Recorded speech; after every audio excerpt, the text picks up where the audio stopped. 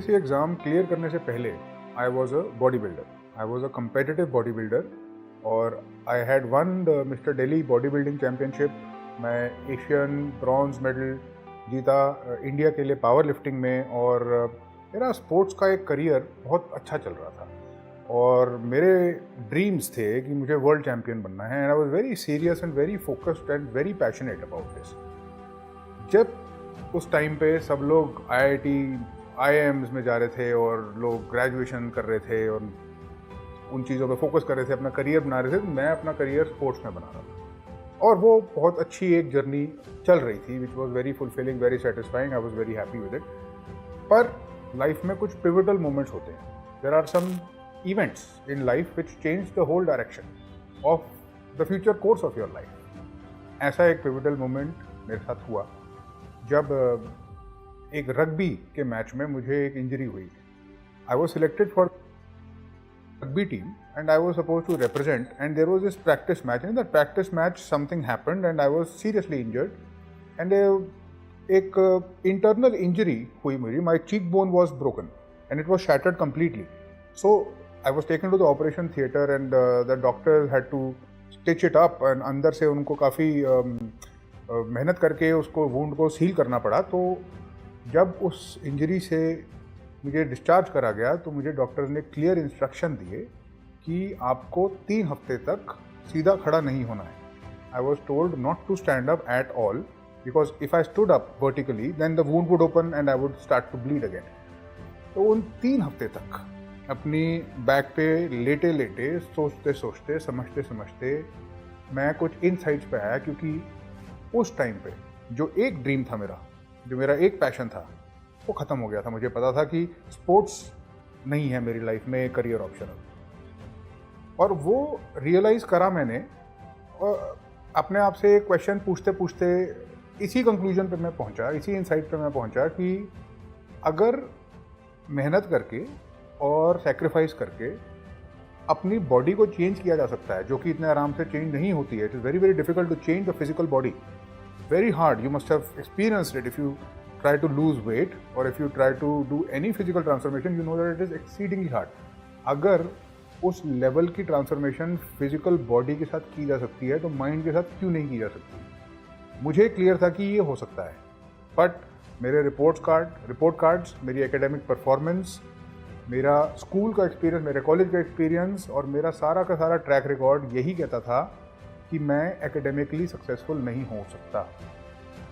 ये मेरे को मुझे एक टैग मिल चुका था उस टाइम तक, और एक इस बिलीफ के साथ, एक सेल्फ बिलीफ के साथ कि मैं कर सकता हूँ समहाउ, और जो मुझे लग रहा है वो सच है, और जो जितने भी मेरे रिपोर्ट कार्ड, जो भी मेरी हिस्ट्री है, जो भी एजुकेशन सिस्टम बोल रहा है वो गलत है, इस बिलीव के साथ मैं यूपीएससी की प्रिपरेशन में गया। यूपीएससी की प्रिपरेशन में जाते ही मुझे रियलाइज़ हुआ कि ये बहुत बहुत डिफ़िकल्ट काम है। ऑब्वियसली जब मैं कोचिंग इंस्टीट्यूट में गया तो मैंने देखा कि कोई आईआईटी से है, कोई आईआईएम से है, कोई एम से है, और मैं यहाँ जिम से हूँ। So I felt like an underdog, I felt out of place, my confidence was shattered completely. I was deflated, I was demotivated, and I realized when I looked at people and the seriousness of the people, बहुत लोग मुझसे उम्र में भी बड़े थे, और मुझे रियलाइज़ हुआ कि 3-3, 4-4 साल से लोग प्रैक्टिस कर रहे हैं, क्रैक नहीं कर पा रहे हैं, तो मेरा क्यों होगा फिर? अगर होगा तो पहले उनका होगा, मेरा क्यों होगा फिर? ये मुझे डाउट आने लगा अपने मन में। But then the thing that saved me and the thing which got me through, by the way, उस क्लास में जहाँ पे मैं बैठता था, उस क्लास में से सिर्फ मेरा हुआ सिलेक्शन और किसी का सिलेक्शन नहीं हुआ। वो सिर्फ इस वजह से हुआ कि मुझे साइकोलॉजिकल ट्रेनिंग बहुत अच्छी मिल गई थी। स्पोर्ट्स ने मुझे बहुत कुछ सिखा दिया था। मेनली मैं साइकोलॉजिकली स्ट्रांग हो गया था। मुझे ये समझ में आ गया था कि एक लॉन्ग टर्म गोल को कैसे अचीव करना है। अगर कोई गोल 1-1.5 साल, 2 साल, 3 साल लंबा प्रोसेस मांगता है, सेक्रीफाइस मांगता है, तो कैसे उसको परस्यू करना है? How do you maintain your motivation for that duration? How do you remain in discipline for year, 2, 3 years, extreme discipline? How do you tolerate pain? ये exactly same requirements थी यूपीएससी एग्जाम की। ये मेरी strategic advantage थी। इसी वजह से मेरा एग्ज़ाम क्लियर हुआ और इसी वजह से मेरे स्टूडेंट्स का एग्ज़ाम क्लियर होता है। Now that I mentor students and I sometimes also teach students, this is the single factor that I notice in every single student who clears the exam. Psychologically trained होते हैं, उनको पता है कि उनको attention कैसे डाइवर्ट करनी है, उनको पता है कि फोकस कैसे करना है लंबे टाइम तक, उनको पता है कि डिसिप्लिन कैसे मेंटेन करना है लंबे टाइम तक, उनको पता है कि मोटिवेशन कैसे मेंटेन करनी है, और वो फोकस कर पाते हैं लंबे टाइम तक बिना रिवॉर्ड्स की एक्सपेक्टेशन के, करते रहते हैं सेक्रीफाइस. यही सैक्रिफिशियल जर्नी जो है is what makes this examination very hard. इस पूरे के पूरे एक्सपीरियंस से, खुद के एग्जामिनेशन के एक्सपीरियंस से, मैंने 3 बारी क्लियर किया इसको, 3 बारी मैंने यूपीएससी का एग्जाम क्लियर किया, और बाकी स्टूडेंट्स के एग्जाम से आई mentored thousands of students over the past 3 years, thousands of them. Many of them cleared various examinations, not just the UPSC. And एक single determining factor हर किसी में यही था कि वो psychologically trained थे. Exactly same thing which had led me to success led them to success, and this is what I started to focus on. मुझे realize हो गया कि content की कोई कमी नहीं है. आपको academic content और knowledge जितना चाहिए उतना आपको मिल जाएगा. From the internet you can get it for free. आपको पता है कि कौन सी books पढ़नी है, आपको पता है कि लक्ष्मीकांत पढ़नी है, बिपिन चंद्रा पढ़नी है. You know exactly everything is there on the internet for free. Then why is it still so hard? अभी भी इस एग्जामिनेशन के आसपास इतनी मिस्ट्री, इतनी डिफिकल्टी क्यों है? Why is it still so hard जब कंटेंट है ही सामने, सिलेबस है क्लियर कट, हर साल उसी मोरलेस ब्रॉडली उसी कैटेगरी के क्वेश्चन आते हैं, वही टॉपिक्स होते हैं. और अब तो धीरे धीरे यूपीएससी का जो पैटर्न है, the trend has become more streamline. They stick to the syllabus for the most part. Specially mains में ये ट्रेंड अब बहुत क्लियरली विजिबल है. क्यों है अभी भी ये डिफिकल्ट? एक ही रीजन है उसका, जो साइकोलॉजिकल एट्रीब्यूट्स हैं, ये अटेंशन, फोकस, मेडिटेशन से जो हम चीज़ें सीखते हैं, ये लोगों के पास नहीं होती हैं. This is what is not taught. एक और चीज़ मैंने नोटिस करी कि जब लोग कोचिंग इंस्टीट्यूट्स में जाते हैं या ट्रेनिंग लेने की कोशिश करते हैं, तो the whole thrust is on the academic content, the whole thrust is on the knowledge. आपको क्लासेस मिलेंगी, आपको नोट्स मिलेंगे, आपको टेस्ट मिलेंगे, and it is all that. But कोई स्टूडेंट से पूछता नहीं है कि आपका हुआ भी कि नहीं, are you able to even study. वो जो कंटेंट है उसको डाइजेस्ट करने के लिए क्या आप कॉन्स्टेंटली डेली 4 घंटे बैठ पा रहे हो? अगर कोई वर्किंग प्रोफेशनल है तो कैसे वो टाइम निकालेगा अपने स्केड्यूल में से ताकि वो उस कंटेंट को कंज्यूम करे, और उसको ये 1, 1.5, 2 साल तक कंसिस्टेंटली करना होगा अगर उसको एग्जाम क्लियर करना है. तो इन चीज़ों पे कोई फोकस नहीं होता है ज़्यादातर लोगों का. That is what makes it difficult. So after clearing the UPSC exam I join the IRS, Indian revenue services, और मिनिस्ट्री ऑफ फाइनेंस में मैंने ज्वाइन किया, और मैंने वहाँ पे I work for 10 years in that department. और बहुत वेरीड और वाइड एक्सपीरियंसेस मुझे हुए वहाँ पे. आई कंडक्टेड फील्ड ऑपरेशंस, मैंने लीगल मैटर्स हैंडल करे, मैंने पॉलिसी डिसीजंस देखे, पार्टिसिपेट किया और समझा कि how this system actually works. And I realise that it is very complex. बहुत कॉम्प्लेक्स है, बहुत सारे फैक्टर्स को कंसिडर करना पड़ता है, कोई भी डिसीजन यूनिलैटरली नहीं ले सकते, और बहुत एक इलैबोरेट सिस्टम है created. It's a huge machine in which you work, and you have to be conscious of various factors, various stakeholders while you do this. बहुत सीखने के बाद मुझे रियलाइज़ हुआ कि यूपीएससी एग्ज़ाम जैसा डिज़ाइन करा गया है वैसा वो क्यों है. ये 10 साल के एक्सपीरियंस ने मुझे सिखाया कि यूपीएससी एग्ज़ाम में एक एक चीज़ जॉब से रिलेवेंट है. वो जब हम एस्पिरेंट्स होते हैं तो it is not obvious to us, but when you clear the exam and go into the services you will realise the same thing.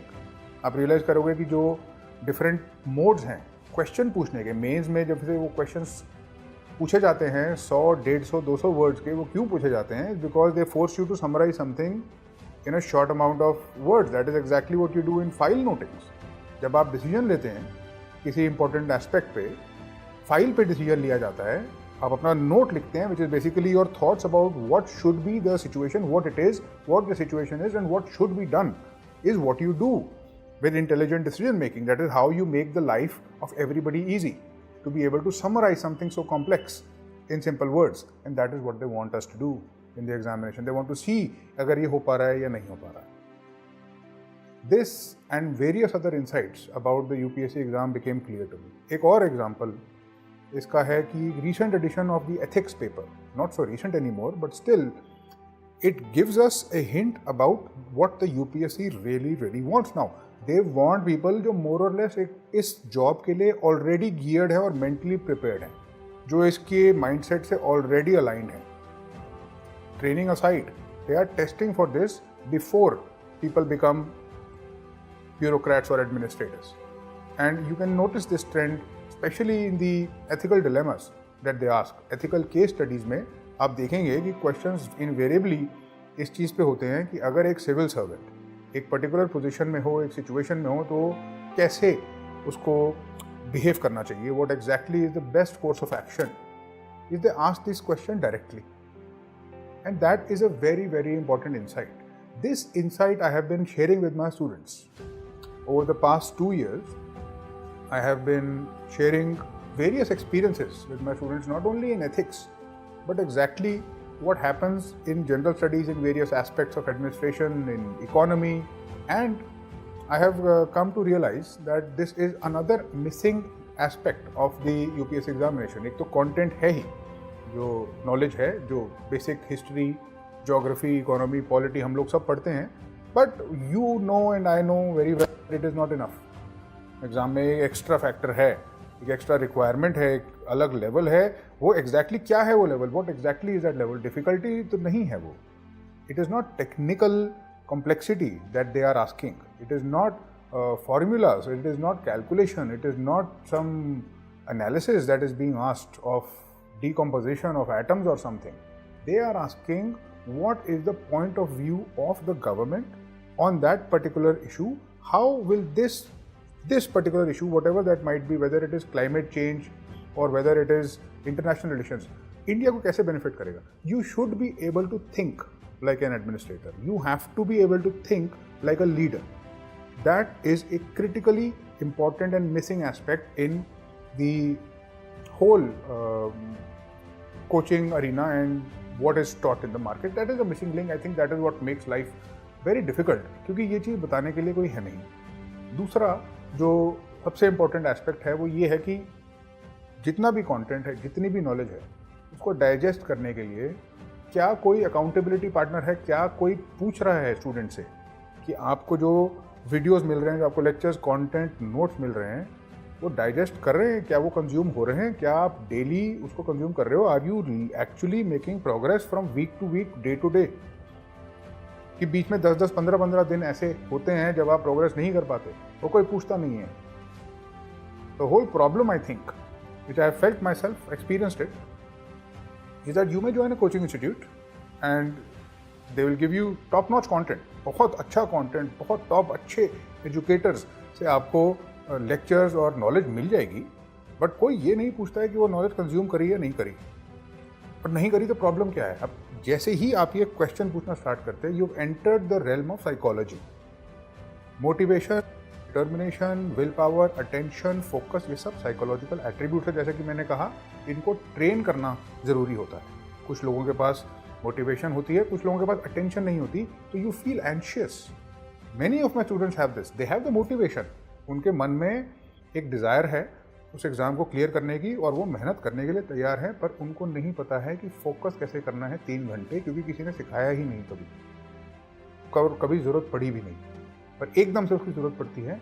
और मोटिवेशन होना और उसके साथ वो फोकस ना होना जो चाहिए अटेंशन को होल्ड करने का, it creates a lot of anxiety, creates a lot of confusion, and you see that mental health पे इस पे इम्पैक्ट बहुत ज़्यादा आ जाता है एस्पिरेंट्स के. And people start to feel that they are not cut out for it.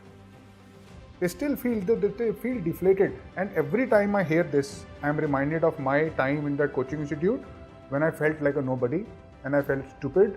But the fact of the matter is, जो exam को क्लियर करने के लिए चाहिए था वो मेरे पास ऑलरेडी था. ये चीज़ बहुत आराम से, बहुत आसानी से, बहुत अच्छे से सिखाई जा सकती है. After serving in the Ministry of Finance for a number of years, I always felt there was something missing. My passion was towards teaching. Teaching और mentoring और psychology मेरे हमेशा से passions रहे, और psychology हमेशा से मेरी life का एक integral part बना रहा. To the extent I was interested in it, to the extent that I recently completed my masters in clinical psychology. तो साइकोलॉजी की जो ट्रेनिंग हुई और जो एकेडमिकली मैंने सीखा अपने मास्टर्स ऑफ क्लिनिकल साइकोलॉजी में, वो सब कुछ अप्लाई करने के बाद मुझे एक हद तक I was able to be successful, but my mission is not complete until I can tell other people exactly what this is. अब मैं देखता हूँ कि जो मेरी younger generation है, the generation preceding mine has more issues than I had, because अब social media is so prevalent, it is just everywhere that ये attention, focus, discipline, motivation, it has become much harder. बहुत difficult हो गया है इन सब influences और stimulus के बीच में अपने आप को focus और motivated रखना और बहुत टाइम तक सैक्रिफाइस करना, क्योंकि टेम्पटेशंस और distractions have grown exponentially. This is what I started to teach and focus on 3 years ago when I started the mentorship program. Thousands of people, thousands of students benefited from it. Many students cleared the exam and that process is still ongoing. I also realized that I wanted to do a lot more. मुझे बहुत कुछ करने का मन था और मैंने किया भी जितना मैं कर पाया. I wrote a book, एक बुक लिखी ऐसे और आंसर राइटिंग पे.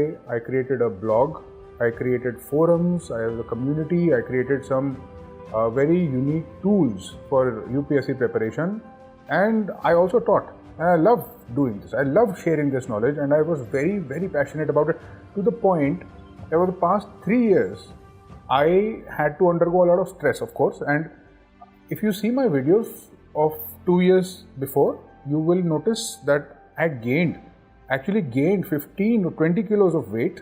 My hair have now grayed because of all the work and all the stress I had to go through. But it is all very rewarded. I have no complaints about it. The fact of the matter is, it was very, very difficult. I burnt out. I was tired. I just simply realized that I need a team. That this cannot be done alone. And even if I did it alone, मैं उस level तक लोगों तक नहीं पहुंच सकता जिस level पे मैं लोगों तक पहुंचना चाहता था. And I was looking for a strategic partner. I was looking for somebody जिसका सेम विजन हो, जो एग्जैक्टली इस टाइप का कुछ कर रहा हो, जिसके पास वो कैपेबिलिटीज़ हों जो मेरे पास नहीं है, और जिसके साथ एक अलाइनमेंट हो जाए, एक वैल्यूज़ की, एक इमोशनल अलाइनमेंट हो जाए. I found that in text book. Text book एक एडटेक प्लेटफॉर्म है जो देश के लाखों स्टूडेंट्स यूज़ करते हैं गवर्नमेंट एग्ज़ाम्स की प्रिपरेशन के लिए. 50,000 से ज़्यादा स्टूडेंट्स फेसबुक को यूज़ करके गवर्नमेंट जॉब सिक्योर कर चुके हैं, शहर से लेकर गांव तक. This is the first platform in India जो अफोर्डेबिलिटी को ध्यान में रख के मासेस तक इस टेक्नोलॉजी को लेकर जा पाए. I am very excited, super excited and grateful. पता नहीं डेस्टिनी है या डिवाइन इंटरवेंशन है कि मुझे एग्जैक्टली वैसा पार्टनर मिला जैसे मुझे चाहिए था to drive my mission forward. In fact the mission of textbook and mine is exactly the same. They are obsessed with results. They are not obsessed with numbers. It is results that we want. And so the results, we understand that content वो अपनी जगह है. Content is very important. Content की कभी भी value discount नहीं करी जा सकती और वो हमेशा इंपॉर्टेंट रहेगा क्योंकि एक एकेडमिक एग्जामिनेशन है. But at the same time that content is everywhere, that content is more or less available, and that content is not the determining factor about who wins and who loses. Success, pass, fail, जो चीज़ determine करती है वो है ये psychological training, ये mentorship, एक guidance और एक पुश जो आपको ठीक टाइम पर चाहिए होता है. अब आगे आगे आने वाले टाइम पे आप देखेंगे कि the whole landscape of UPSC coaching, industry, teaching, call it what you want, the whole landscape is about to change because now a lot of different new digital tools will enter the place where you will be able to do all these things that I'm saying. I'm very excited for this journey. I will meet you every day at 6 p.m. for the next few days. We will have lots of discussions. हम लोग बहुत अलग अलग चीज़ों के बारे में बात करेंगे, चर्चा करेंगे. आपसे मैं I will share my insights of from cognitive science, from psychology, from UPSC, content के भी और content के बाहर के भी. और I invite you to join me on this journey. To do that, just like and subscribe to the Textbook IAS channel and make sure to allow the bell icon so that you get the notification in time. I will meet you every day at 6 p.m. where we will discuss all the relevant things We'll dive deeper into it. It will be a very exciting journey. I am super happy for being here and I want to wish you all the best.